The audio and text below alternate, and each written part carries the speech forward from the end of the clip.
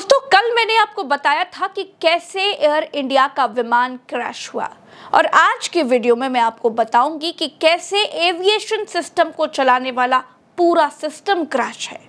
Air India के crash हुए विमान में आखिरी 30 सेकंड में क्या हुआ और कैसे जिस विमान में कोई नहीं बचा उसमें विश्वास कुमार जीवित बचे रहे।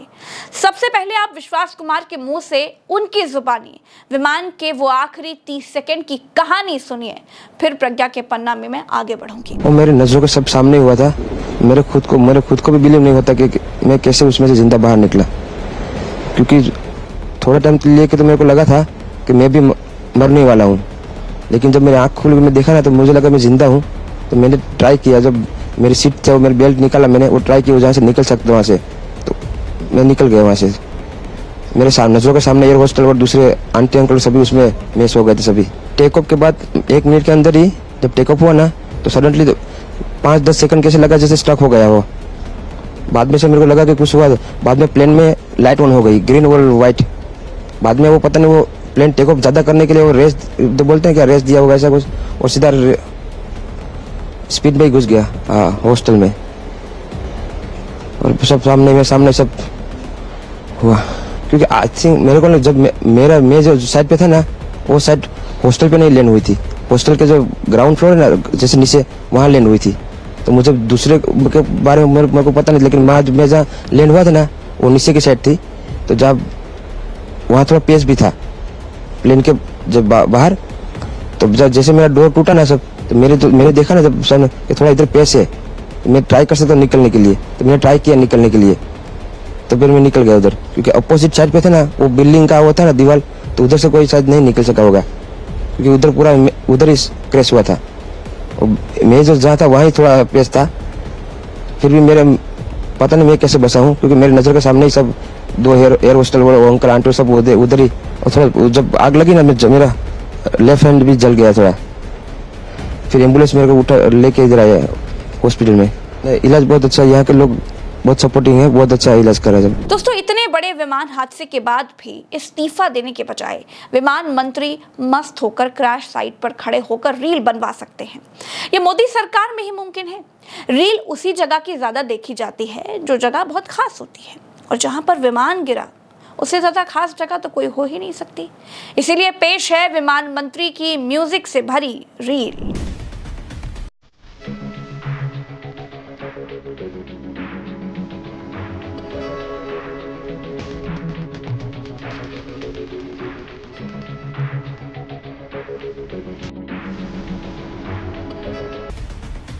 विमान मंत्री का काम क्या होता है? जहाजों की जिम्मेदारी संभालना। लेकिन भारत सरकार के पास तो जहाज है ही नहीं। एयर इंडिया था, वो भी टाटा को बेच दिया गया।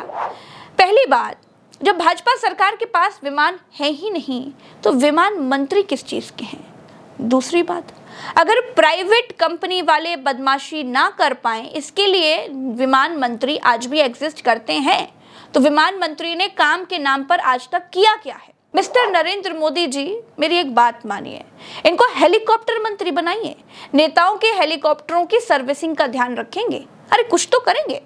हादसे सावधानी बरतने से ही रोके जा सकते हैं, लेकिन गृह मंत्री का कहना है कि हादसे रोके ही नहीं जा सकते। मैं एक बात जरूर कहना चाहता हूँ कि ये एक्सीडेंट है, एक्सीडेंट को कोई रोक नहीं सकता। अगर एयर इंडिया का बोइंग विमान 11 साल पुराना नहीं होता, उसका इंजन अच्छी कंडीशन में होता, तो क्या हादसा होता? कुल मिलाकर दोस्तों, अमित शाह के कहने का मतलब यह है कि ये जिम्मेदारी किसी की नहीं है, हादसे कोई नहीं रोक सकता, बस बात खत्म। इसी बीच सुब्रमण्यम स्वामी शाह और मोदी का इस्तीफा मांग रहे हैं।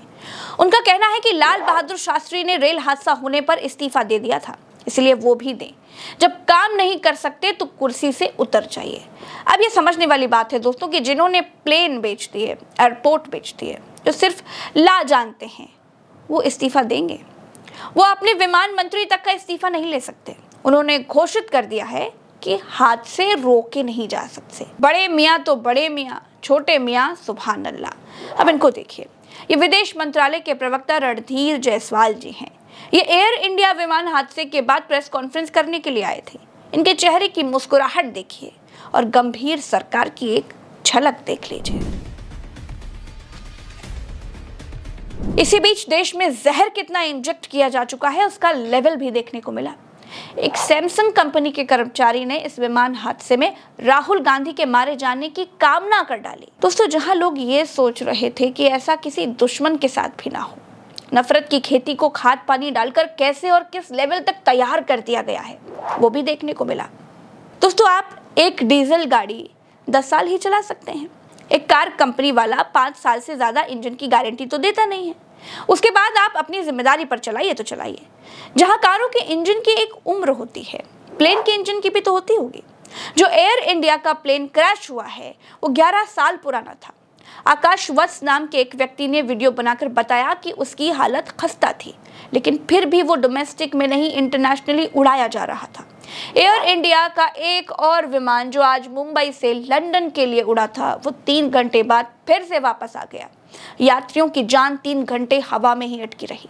बाद में पता चला कि इजराइल ने ईरान पर हमला कर दिया है, जिससे इराक, ईरान, सीरिया, जॉर्डन ने अपने हवाई क्षेत्र बंद कर लिए हैं। इसीलिए जहाज को वापस लाना पड़ा। आप चित्र में देखिए, इन देशों का एयर स्पेस पूरी तरह से खाली है क्योंकि इजराइल वाले ईरान पर मिसाइल मार रहे हैं। इजराइल की मिसाइल इराक के ऊपर ईरान पर गिर रही है। कहते हैं कि इजराइल ने ईरान के परमाणु ठिकानों पर हमला बोल दिया है। इसका नाम ऑपरेशन राइजिंग लाइन रखा गया है। विमान जिस बीजे मेडिकल कॉलेज के हॉस्टल पर गिरा उसमें 50 से ज्यादा लोग मौजूद थे। 4 MBBS छात्र और एक डॉक्टर की पत्नी की मौत हुई, जबकि हॉस्टल से 45 से ज्यादा स्टूडेंट्स को सुरक्षित निकाला गया। प्लेन का ब्लैक बॉक्स इमारत की छत पर मिला है। दोस्तों, हादसे की जांच में NIA समेत 7 एजेंसियां शामिल हैं। मारे गए लोगों की पहचान DNA जांच से की जाएगी। इससे आप इस हादसे की भयावहता का अंदाजा लगा सकते हैं। दोस्तों, मेरे साथ फिलहाल इस वीडियो में इतना ही। प्रज्ञा के पन्ना पर मैं अगला एनालिसिस इजराइल और ईरान के बीच शुरू हुए युद्ध पर करूंगी। इस वीडियो में आखिर तक बने रहने के लिए आपका बहुत शुक्रिया। मिलेंगे अगले वीडियो में। राम राम, दुआ सलाम, जय हिंद।